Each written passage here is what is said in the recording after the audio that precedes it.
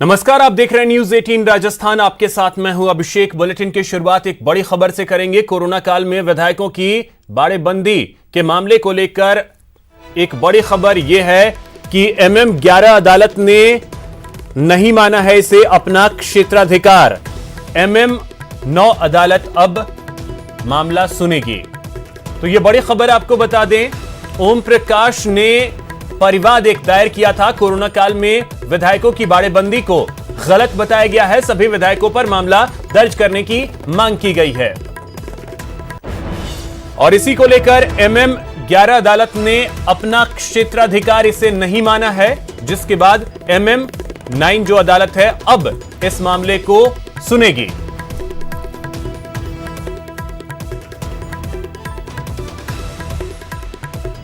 तो कोरोना काल में विधायकों की बाड़ेबंदी को लेकर सवाल उठाया गया है। अधिवक्ता ओम प्रकाश, इन्होंने एक परिवाद दायर किया है जिसमें कोरोना काल में इस तरीके से विधायकों की बाड़ेबंदी को गलत बताया गया है। सभी विधायकों पर मामला दर्ज करने की मांग की गई है। सचिन हमारे सहयोगी अधिक जानकारी के साथ जुड़ गए। सचिन, ये क्या मामला है, पूरा अपडेट जानना चाहेंगे। एक बार अपना सवाल दोहराएंगे सचिन, ये जो मामला आया है कि सभी विधायकों की जो बाड़ेबंदी है उसको लेकर के एक परिवाद दायर किया गया है अधिवक्ता ओम प्रकाश की तरफ से, क्या कहा गया है इसमें? देखिए, परिवार में कहा गया है कि जो राज्य सरकार है वो खुद ही गाइडलाइन को फॉलो नहीं कर रही है और ऐसे में कोर्ट थाने को या आदेश दे, पुलिस स्टेशन को कि इन सबके खिलाफ मामला दर्ज करे। इसमें मुख्यमंत्री से लेकर CS और तमाम तरह के प्रशासनिक अधिकारियों के साथ साथ जितने भी विधायक इस समय पैरामाउंट होटल में ठहरे हुए हैं सबको पार्टी बनाया गया और सब पर मामला दर्ज करने की मांग की गई है। हालांकि अभी इस पूरे मामले में सुनवाई नहीं हुई। आज कोर्ट को तय करना था कि कोर्ट के क्षेत्राधिकार में मामला आता है या नहीं। ऐसे में MM 11 अदालत ने इसको इस परिवार को ये कहते हुए लौटा दिया कि उसका क्षेत्राधिकार इस परिवार को सुनने का नहीं है और MM 9 को कल ये तय करना है कि वो इस मामले को कब सुनती है। हालांकि जो अधिवक्ता है, जो परिवार दायर किया, उनका कहना है कि ये कोरोना की गाइडलाइन पहले से सरकार द्वारा और केंद्र सरकार द्वारा जारी की गई, जिसमें कहा गया है कि 50 से ज्यादा व्यक्ति इकट्ठा नहीं हो सकते। लेकिन होटल में राज्य सरकार को 100 से 150 लोगों को इकट्ठा कर रही है। इनके साथ खेलने, साथ उठने बैठने की फोटो सार्वजनिक हो रही है, जिसमें ना तो उन्होंने कोई मास्क पहन रखा है, ना ही किसी कोरोना की गाइडलाइन को ही फॉलो कर रहे हैं। ऐसे में एपिडेमिक एक्ट के तहत सभी पर कार्रवाई होनी चाहिए। चलिए ठीक है सचिन, बहुत शुक्रिया आपका इन तमाम जानकारियों के लिए। और इसी बीच एक बड़ी खबर ये आपको बता दें कि थोड़ी देर में 10वीं बोर्ड के परिणाम जो हैं वो जारी होंगे। शिक्षा मंत्री गोविंद सिंह डोटासरा ये परिणाम जारी करेंगे और आपको बता दें कि जयपुर में शिक्षा संकुल कार्यालय में ये परिणाम जो हैं वो जारी किए जाएंगे।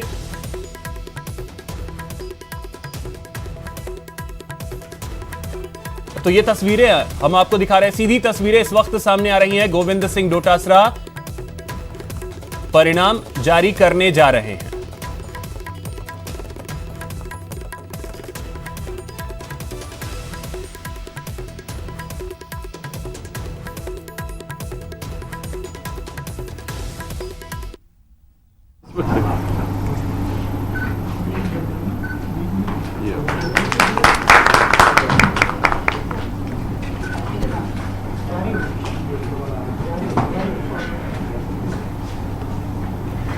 तो परिणाम जो है वो जारी कर दिया गया है। जो छात्र हैं जो अपने रिजल्ट का इंतजार कर रहे थे, वो वक्त जो है वो अब आ गया है। अपना परिणाम छात्र देख सकते हैं।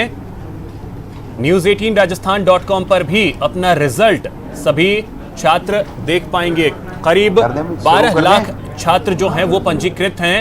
उनके परिणाम जो हैं वो जारी कर दिए गए हैं। शिक्षा राज्य मंत्री गोविंद सिंह डोटासरा ने अभी परिणाम जारी किया। डॉक्टर DP जारोली जी, हमारी प्रमुख शासन सचिव श्रीमती मंजू राजपाल जी, बोर्ड के सेक्रेटरी साहब, तमाम अधिकारीगण, तमाम मीडिया के भाई और बहनों, आज मुझे बहुत ही खुशी हो रही है कि इस कोरोना संक्रमण के बावजूद भी हमारी सरकार की माननीय मुख्यमंत्री जी की दृढ़ इच्छा शक्ति के कारण से बच्चों के भविष्य को देखते हुए माध्यमिक शिक्षा बोर्ड को एक बड़ी जिम्मेदारी सौंपी थी कि 10वीं और 12वीं के जो पेपर्स रह गए थे कोरोना के कारण से, उन परीक्षाओं को माध्यमिक शिक्षा बोर्ड ने, हमारे प्रशासनिक अधिकारी और हमारे शिक्षकों ने और विभाग के तमाम अधिकारियों ने, बोर्ड के तमाम अधिकारियों ने शानदार तरीके से परीक्षाएं आयोजित कराई।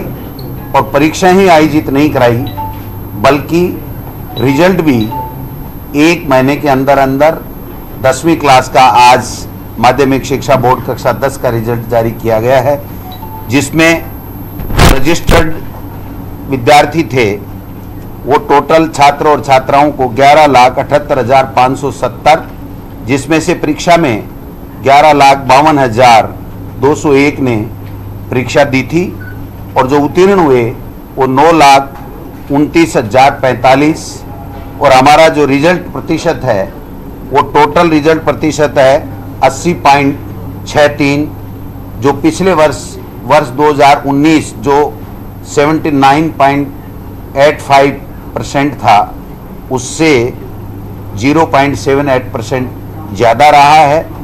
मैं समझता हूँ इसमें जो छात्रों का रिजल्ट है वो 78.99 और छात्राएं हैं उसका 81.41% रहा है। और इसी के साथ आज जो प्रवेशिका का जो रिजल्ट है वो भी हम लोग जारी कर रहे हैं। प्रवेशिका मुख्य परीक्षा 2020 में कुल रजिस्टर्ड छात्र थे 6,972 और प्रवेश में प्रवेशित हुए परीक्षा में 6,799 और उत्तीर्ण हुए 3,808, यानी 56.01% हमारा जो रिजल्ट रहा है। 2019 में ये 61.01% था, इस वर्ष 5% ये कम रहा है। इसमें भी जो छात्राओं का है वो 56.32 है और छात्रों का है वो 55.65 है।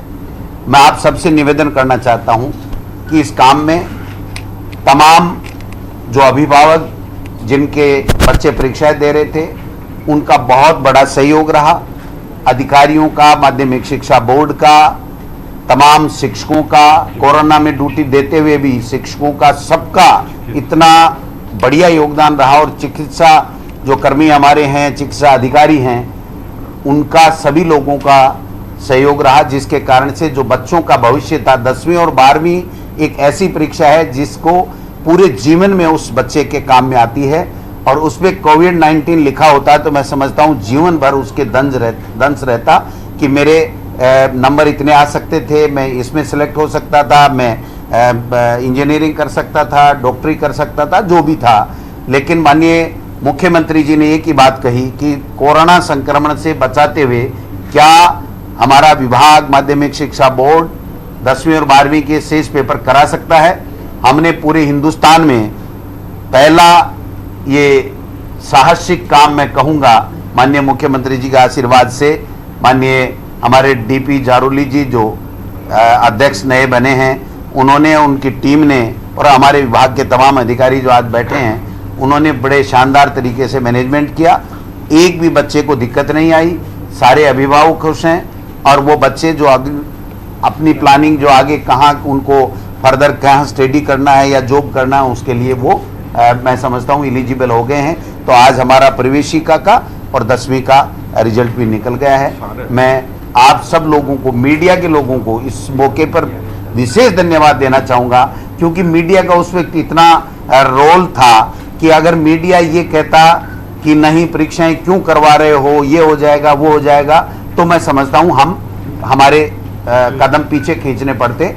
लेकिन उन्होंने भी एक सहयोग किया, क्योंकि हम सब लोग 10वीं और 12वीं की एग्जाम देख करके आगे निकले हुए हैं, तो हम 10वीं और 12वीं की परीक्षा का महत्व समझते हैं। इसलिए आप सब लोगों ने भी सरकार को, हमारे विभाग को कोऑपरेट किया, इसके लिए भी मैं धन्यवाद देना चाहूँगा। माननीय मंत्री जी महोदय का बहुत बहुत बधाई और आभार हम देना चाहेंगे कि बहुत अच्छा सा रिजल्ट कोविड-19 की परिस्थितियों में, लॉकडाउन के समय में रहा। और इस दौरान स्कूल शिक्षा विभाग ने स्माइल, शिक्षा वाणी, शिक्षा दर्शन, हवा महल, ऑनलाइन कला उत्सव, समर कैंप, शाला दर्पण, दीक्षा पोर्टल समन्वय से जैसे शिक्षकों के ऑनलाइन ट्रैकिंग जैसे महत्वपूर्ण डिजिटल नवाचार किए। और इनमें महत्वपूर्ण 3 डिजिटल जिनका आज हम यहाँ लोकार्पण करने जा रहे हैं, उनके मैं आपको नाम बता दूं। एक तो है स्टूडेंट विंडो। स्टूडेंट विंडो में बहुत अच्छी सी बात की गई है आपकी बात कि विद्यार्थियों के प्रश्न और जिज्ञासाओं का त्वरित समाधान कर दिया जाएगा। एक विद्यार्थी अपने विषय का विशेषज्ञ से यही लगा रहा उत्तर प्राप्त करने के लिए प्रश्न डालेगा दर्पण पर और उस दर्पण का जवाब तत्काल आएगा। और खास बात यह है कि दर्पण पर जो जवाब आएगा वो न सिर्फ वही विद्यार्थी देख पाएगा बल्कि उस जिले के समस्त विद्यार्थी उस प्रश्न का उत्तर देख पाएंगे। दूसरा है परिवेदना और आवेदन निस्तारण ट्रैकिंग ऑनलाइन शेड्यूल। ये 19-20 में ही शुरू हो गया था। इसमें सेवा संबंधी प्रकरण है शिक्षकों के, बेसिकली ये स्टाफ विंडो है। जैसे पहले हमने आपको बताया था स्टूडेंट विंडो, ये स्टाफ विंडो है। इसमें शिक्षकों की सेवा संबंधी प्रकरण है, स्थानांतरण की प्रार्थना है, उनकी परिवेदनाओं का निस्तारण है। और हम आपको बता दें लगभग 3,90,000 कार्मिक इसमें पंजीकृत हो चुके हैं। नियमितीकरण, स्थायीकरण, एसीपी, पेंशन, एसआई और जीपीएफ वेतन स्थिरीकरण, बकाया वेतन एरियर जैसी चीजें इस पर जैसे ही आप डालेंगे, आवेदन करेंगे, आपके त्वरित समाधान हो जाएगा इसके लिए। और एक और बहुत अच्छी सी बात है एनआईसी चैट इंटरफेस, ये तीसरा हमारा नवाचार है। इसमें शाला दर्पण पोर्टल के उपयोग से विभिन्न बिंदुओं और समस्याओं के बारे में त्वरित ऑटोमेटिक जानकारी मिल जाएगी, उपलब्ध हो जाएगी। इसमें कोई लिखना नहीं चाहेगा, केवल बोल के भी अपनी बात को कहेगा तो उसको भी अपना उसका उत्तर मिल जाएगा त्वरित। और वो चीज़ है चैटबॉट निकी, इसके माध्यम से भी। तो आज हम इन तीनों चीज़ों को भी लॉन्च कर रहे हैं। आप सभी से उम्मीद करते हैं कि बहुत अच्छी चीज़ें हैं। तालियां बजाकर स्वागत करें इस उद्घाटन का। लगाओ मैडम, हाथ लगाओ। कर रहे हैं और स्टाफ विंडो का भी कर रहे हैं और निकी चैटबॉट का भी। हो गया, दूसरा हो गया, अपने आप चलेगा। ये जो है हमारे पास, इसका भी आपको फोटो दे देते हैं जिससे समझने में आसानी रहेगी। हाँ नहीं कोई बात नहीं, वो भी ले लेंगे।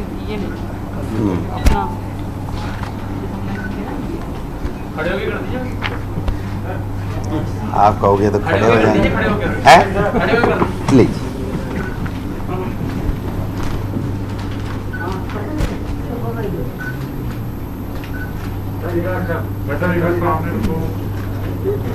ये नहीं कहूँगा आज तक कौन बैठूंगा।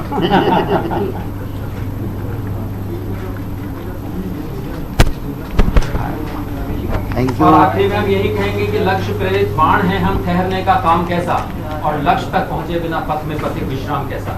इसी चीज को लेकर, इसी लक्ष्य को लेकर हम आगे बढ़ रहे हैं शिक्षा विभाग के साथ। माननीय मंत्री जी के कदम से कदम मिलाकर आगे बढ़ते जाएंगे और शिक्षा को उन्नत करते जाएंगे। माननीय शिक्षा मंत्री जी श्रीमान डोटासरा साहब, माननीय मंजू राजपाल मैडम, मैं आपका स्वागत करता हूं और धन्यवाद देता हूं कि आपने आज समय निकाला और माध्यमिक शिक्षा बोर्ड का जो लगभग 11,78,000 के करीब बच्चों का परीक्षा परिणाम घोषित किया। मैं इस परीक्षा के लिए सर्वप्रथम आप सभी के सामने ये कहने में मुझे कोई अतिशयोक्ति नहीं है कि कक्षा 10 की परीक्षाएं सिर्फ माननीय मंत्री जी के अथक प्रयास और इनके मनोबल से ही हम करवा पाए, क्योंकि हमें लग रहा था कोरोना अधिक है, कैसे होगा। लेकिन मंत्री जी ने उस समय साहस से कहा कि कक्षा 10 की भी करवानी। 12 के लिए तो हम बहुत पहले से चिंतित थे और सर से कई बार निवेदन कर रहे थे जल्दी से करवा दो सर, जल्दी से, क्योंकि इंजीनियरिंग में, मेडिकल में छात्रों का भविष्य अटकता है। और मुझे बहुत खुशी हो रही है कहते हुए कि पूरे भारतवर्ष में केवल राजस्थान ही ऐसा प्रदेश है जहाँ न केवल 20 लाख बच्चों की परीक्षाएं करवाई, अपितु उनका परीक्षा परिणाम भी हमने 1 माह के अंदर अंदर घोषित कर दिया। ये माध्यमिक शिक्षा बोर्ड के इतिहास में पहली बार है, जब से माध्यमिक शिक्षा बोर्ड बना है, कम छात्र भी थे कि विद इन ए मंथ सारे रिजल्ट कक्षा 12 के साइंस, कॉमर्स, आर्ट्स और प्रवेशिका और ये आपके कक्षा 10 का परीक्षा परिणाम ने घोषित किया। इस सब के लिए मैं राजस्थान सरकार, माननीय मुख्यमंत्री जी, माननीय मंत्री जी, माननीय मैडम, क्योंकि मैडम ने हमको विशेष करके उस दिन 24 घंटे में थर्मल स्कैनिंग की व्यवस्था, कम से कम मुझे 10 बार मैडम से फ़ोन किया होगा। मैडम ने सुबह से लेकर शाम तक हमें पत्र भी भिजवा दिया, सभी कलेक्टर्स को, एएसपी को, चिकित्सा विभाग को, सभी को बाध्य किया कि इस कार्य में मदद कीजिए। और ये कार्य हुआ, सक्सेसफुल हुआ। इसके लिए इन सभी का मैं आभारी हूँ और सभी मीडिया कर्मियों का भी आभारी हूँ कि इन्होंने उस समय ऐसा कोई कार्य नहीं किया कि परीक्षाएं नहीं हो सकेगी, ये नहीं होगा अब कोरोना का। हमने सारे कोरोना पैरामीटर को ध्यान में रखते हुए परीक्षाएं करवाई और सफल हुए। राजस्थान प्रदेश का गौरव बढ़ा, राजस्थान सरकार का गौरव बढ़ा, पूरे भारतवर्ष में कोरोना को जीतने में राजस्थान अव्वल था और इस कार्य ने और साबित कर दिया कि राजस्थान अव्वल है कोरोना मैनेजमेंट में। धन्यवाद। कोरोना नहीं है, सब कुछ पैक्ड है। अच्छा, मेरे तो ये था कि कोरोना की वजह से किया ही नहीं इन्होंने कुछ, लेकिन ये तो साथ ही लेके आए थेला। बोर्ड में काम कोई कचौरी नहीं, कोई मिठाई नहीं। सर, आज एक सचिवालय में मीटिंग ली थी, उसमें भी एक महत्वपूर्ण फैसला लिया है। बिल्कुल बिल्कुल। जो समसा और रमसा 2 जो प्रोजेक्ट चलते थे, उन दोनों को एक करके अब एक सोसाइटी होगी 2 सोसाइटी की बजाय।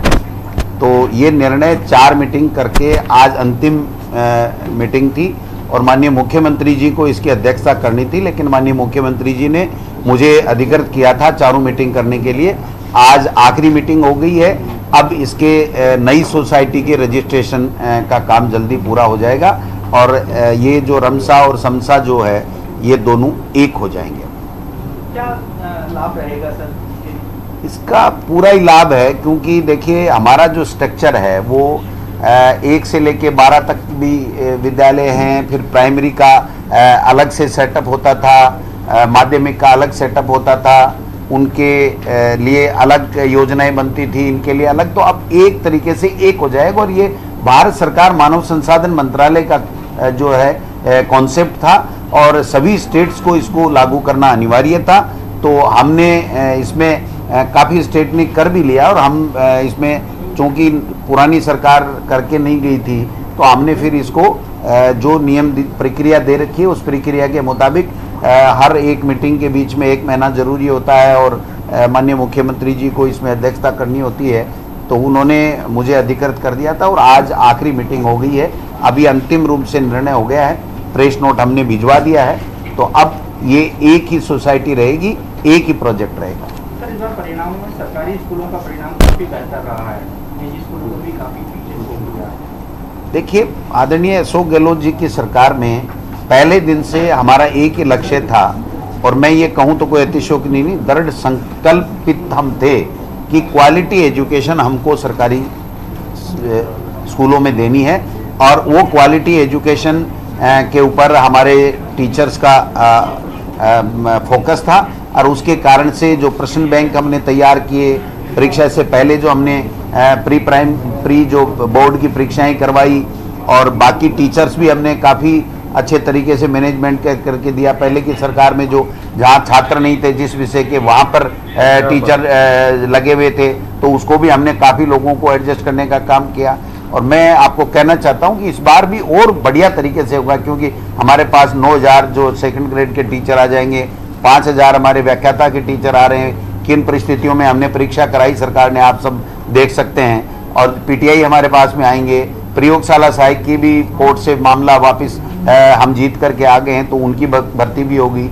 जो क्लर्क स्टाफ है एलडीसी का, उसकी भी नियुक्ति हमने 7000 की कर दी है। तो मैं समझता हूँ और हमारा जो स्ट्रक्चर है वो ज़्यादा ठीक होगा और इंफ्रास्ट्रक्चर में भी हम 1580 करोड़ रुपए हम पहले बजट में ही लेके आ गए थे, तो उसमें भी हमारी विद्यालयों की जो तो 10वीं बोर्ड के परिणाम जो हैं वो जारी कर दिए गए हैं। फिलहाल यहां रुकेंगे एक छोटे से ब्रेक के लिए।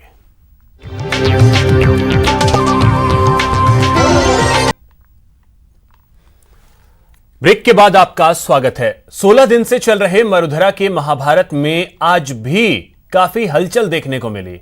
आपको बताते हैं कि सुबह से अब तक क्या बड़ी हलचल रही है। गहलोत सरकार ने राज्यपाल को जवाब भेज दिया है। राज्यपाल को सत्र बुलाने को लेकर तीसरा प्रस्ताव भेजा गया है। प्रस्ताव के साथ ही 3 बिंदुओं का जवाब भी राज्यपाल को भेजा गया है। तीसरी बार राज्यपाल को प्रस्ताव भेज दिया गया है। प्रस्ताव में 31 जुलाई से सत्र बुलाने का जिक्र भी है। खाचरियावास ने एक बार फिर से कहें तो राज्यपाल पर निशाना भी साधा है। उन्होंने कहा कि यह लड़ाई जो है वो राजस्थान के मान सम्मान की है।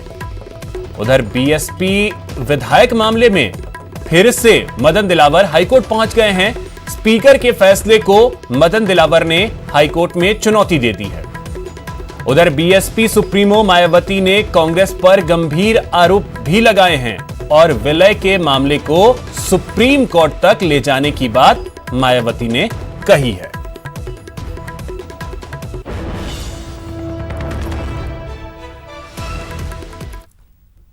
प्रस्ताव भेज दिया, इसको मानना ही चाहिए। इनको नहीं मानते हैं तो राष्ट्रपति के पास जाएंगे, प्रधानमंत्री के पास जाएंगे, गांधीवादी तरीके से लड़ाई लड़ेंगे। लेकिन एक बात तय कर लेनी चाहिए, पाप जितना भी होता है आप ये मान लेना, सुन लेना कि जब नाश मनुज पर छाता है, पहले विवेक मर जाता है। बीजेपी का विवेक मर गया है और बीजेपी की देश में और राजस्थान में अंत का कारण ये घटना बनेगी। लोगों को अब असलियत सामने आई है। पहले तो ये समझ रहे थे हमारी आपसी लड़ाई है, ये लड़ाई हमारी नहीं है। अब ये बीजेपी वर्सेस कांग्रेस हो गई और कांग्रेस के बागी उनका हथियार बनकर और उनका टूल बनकर काम कर रहे हैं, लेकिन जनता उनको भी माफ नहीं करेगी। राज्यपाल के सवाल पर आज गहलोत कैबिनेट की बैठक हुई। बैठक के बाद राजस्व मंत्री हरीश चौधरी ने कहा कि राज्यपाल के सवाल निराधार हैं। सरकार और राजभवन के बीच टकराव जारी है और तीसरी बार कैबिनेट ने संशोधित प्रस्ताव भिजवाने की प्रस्ताव को मंजूरी दी है। हमारे साथ इस पूरे मसले पर चर्चा करने के लिए राजस्व मंत्री हरीश चौधरी मौजूद हैं। हरीश जी, कैबिनेट की बैठक में लगातार करीब 1.5 से 2 घंटे तक चर्चा हुई है। राज्यपाल को जो 3 क्वेरी राज्यपाल ने की थी, क्या जवाब यहाँ पर डिस्कस हुआ है और कब जवाब भेजा जाएगा? पूरे देश ही नहीं, दुनिया के अंदर जो संविधान को जानते हैं, नियमों को, कानून को जानते हैं, उन सबके सामने सबसे बड़ा सवाल ये है कि महामहिम राज्यपाल महोदय ने ये सवाल किए हैं, वो निराधार सवाल है। आज जो 21 दिन के उन्होंने पाबंदी दी है, कहीं भी नियमों के अंदर, कानून के अंदर, संविधान के अंदर कहीं भी उसका उल्लेख नहीं है। सिर्फ और सिर्फ कैबिनेट को अधिकार है। बाकी दूसरे 2 सवाल उन्होंने करें, चाहे कोरोना में व्यवस्था करने के लिए और वोटिंग पैटर्न तय करने के लिए, वो अधिकार सरकार को नहीं है, वो अधिकार स्पीकर को है। ये आपने प्रस्ताव क्या तैयार किया है? मतलब जो 3 सवाल थे, एक तो गवर्नर की जो आपत्तियां थी तीनों, और क्या संशोधित प्रस्ताव जाएगा, तारीख क्या होगी, जरा उसके बारे में पूरा बता दीजिए। हम कांग्रेस ही है, हर मीडिया वाले के भी सवाल का जवाब हम लोग देते हैं, उससे भागते नहीं है। और आज महामहिम राज्यपाल ने भी जो सवाल किए उनका जवाब हम लोग उनको भेजेंगे। तारीख क्या रहेगी? तारीख 31 तारीख का है। ये 3 सिंपल से सवाल थे, इनका क्या जवाब दिया गया है? जो अधिकार है विधानसभा का सत्र बुलाने का, वो संविधान में, नियमों में, कानून में 5 सदस्यीय सुप्रीम कोर्ट बेंच ने किसको दिया हुआ है? वो अधिकार सिर्फ और सिर्फ कैबिनेट को दिया हुआ है। राज्यपाल महोदय हम लोगों के अधिकार का संरक्षण करने के लिए बैठे, कॉन्स्टिट्यूशनल हेड के नाते, या उसका हनन करने के लिए बैठे? ये सवाल उठता तो अधिकार कैबिनेट का है, कैबिनेट के अलावा किसी और स्थान के ऊपर ये तय नहीं हो सकता। दूसरे 2 सवाल आप कह रहे हैं बहुमत सिद्ध करने के संदर्भ में, वो बहुमत सिद्ध करने के संदर्भ के अंदर अगर फ्लोर के अंदर किसी ने भी अगर आवश्यकता महसूस करी तो 100% हम लोगों के पास बहुमत है, पूरी दुनिया जानती है। और जो भी ये कृत्य हो रहे हैं, जो चाहे खरोद फरोख्त हो रही है, चाहे किसी प्रकार का दबाव है, प्रलोभन है, आज जो ईडी का इनकम टैक्स के जरिए जो चीजें हो रही है, ये बहुमत को झुकाने के लिए हो रही है, बहुमत झुकेगा नहीं। तो राजस्व मंत्री हरीश चौधरी ने साफ तौर से गवर्नर पर निशाना साधते हुए यहां तक कह दिया है कि अगर गवर्नर को संविधान में विश्वास नहीं है तो ही वे अब अगली क्वेरी करेंगे। कैमरा पर्सन देवेंद्र सैनी के साथ गोवर्धन चौधरी, न्यूज 18 राजस्थान, जयपुर। वहीं बीएसपी विधायकों के विलय के मामले में बीजेपी विधायक मदन दिलावर ने हाईकोर्ट में फिर याचिका दायर की है। दिलावर ने स्पीकर के फैसले को चुनौती दी है। न्यूज 18 से खास बातचीत उन्होंने की है। जल्दबाजी थी कि याचिका आपने दायर की, कमी पेशी रह गई, फिर खारिज हो गई, अब फिर दोबारा से आपने याचिका फाइल की है, तो ऐसी क्या जल्दबाजी है कि बार बार इस याचिका में कमियां छूट रही है? कोई जल्दबाजी नहीं है। मैंने माननीय अध्यक्ष महोदय को 6 मार्च को याचिका दी थी और उन्होंने निस्तारण करना 22 जुलाई को बताया है, और 22 जुलाई से आज 28 जुलाई हो गई है।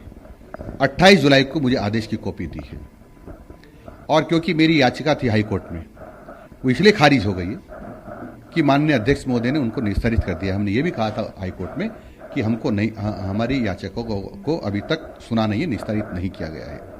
22 तारीख को मेरे से करके उन्होंने कहा हमने इसको सार्वजनिक नहीं किया था, और मेरे को कॉपी भी नहीं दी, और मेरे को सुना भी नहीं, मेरे को बुलाया भी नहीं, और फिर भी उन्होंने निस्तारित कर दी और आदेश की कॉपी दे। तो फिलहाल इस बुलेटिन में इतना ही। नमस्कार।